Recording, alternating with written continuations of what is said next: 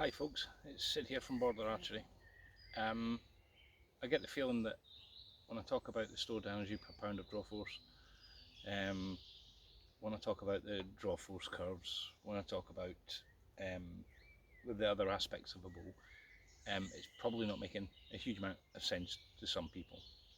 So what I'd like to try and do is cover, well, some of the basics of what you need to measure in a bow and how you can quantify it. Okay, so first off, we've got two different bows here. We've got a very standard generic recurve, where the recurve's quite small, and then I've got another set of CV5s, and I'll try and go through it. Now, the idea is that for every inch that you draw the bow back, you gain poundage. Okay, so what you want to do is you want to measure each one of those increments in a very crude way to try and help you visualize the situation that's going on. The return force of the bow is that in reverse. So if a bow is dropping at 2 pounds per inch, and you pull the bow back another inch, what do you gain? You gain about 2 pounds on average. Well, what we want to try and show is that after that first inch of push, if you've got 40 pounds in your fingers, the arrow's getting pushed with 40 pounds, and then the second inch it's getting pushed with 38 pounds. Then it goes to 36, 34 pounds, etc. Okay, so what would make a bow shoot faster is if it was smoother. Okay, so at the back end you've got less incremental increase in draw weight, where you take, for example, the Hex 9, from 29 inches you're still pushing 40 pounds, still pushing with 40 at 28, still pushing with 40 at 27, still pushing at 40 at 26, you're still pushing with 40 at 25, you're still pushing at 40 pounds at 24 inches, and then things start to taper off at that point. So that shows you kind of roughly what's going on. Now, what you can do is you can do a draw force curve of two different bows of two different draw weights, and you can work out how much energy is being stored by each design, and that's what I want to go through with you. Okay, so what we've got here, what I want to try and demonstrate is this can all be done quite simply with some fairly rudimentary equipment. Here I am standing in the field and I'm about to give you the data for draw force curve. Now, what you can do is you can do this 3 times if you think your methodology is a little bit ropey, and you can take your average of your 3 measurements if you're getting discrepancies. Okay, so what I'll do now is I'll cut and turn the camera around so you're seeing something different. Alright, we're back. Let's see if I can show you what happens here. Now, ammo 1.75 inches in front of the pivot point. Okay, so the draw length's measured that way. Your bracing height's measured to the pivot point, but your draw length is measured to the front face. Okay, so the way we do it in-house is we start at the manufacturer's recommended bracing height, mid position, and so in this case we're 11, right? So we'll switch the scales on, make sure there's no weight on them, which was 0.6 of a pound. There we go. Okay, so at 11 inches we've got 1.6 pounds. 12 inches, 5.2.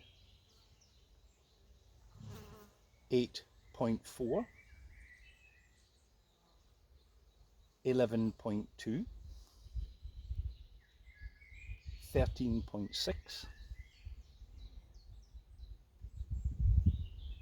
Stay put. 15.8. 17.8. 19.4. 21.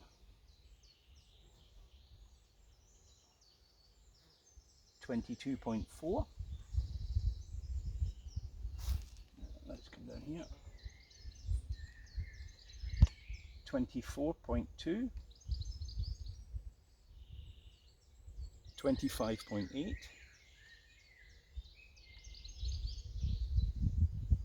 27.2, 28.4, 30.2, oops, that was 25, let's get it back, 31.8, 33, the 28 inches is 35 pounds.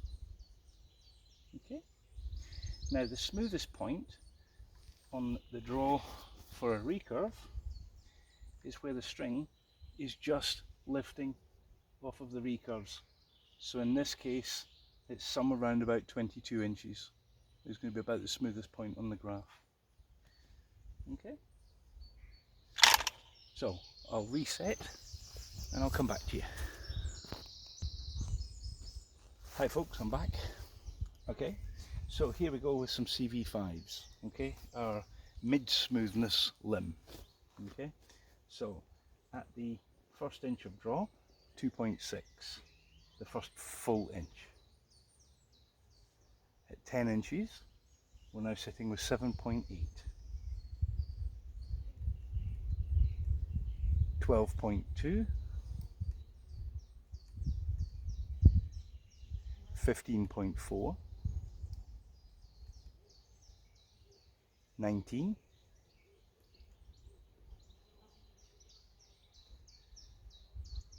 21.4, 23.6,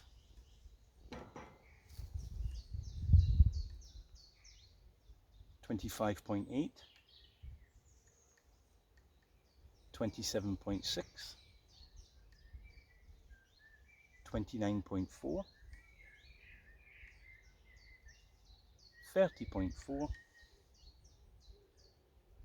31.4,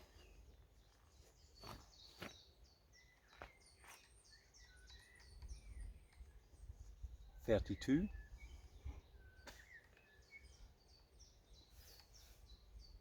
32.6,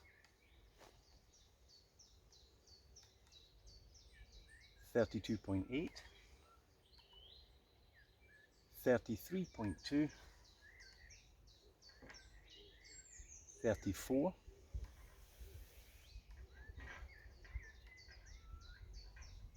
34.6, 35.2, 36.6.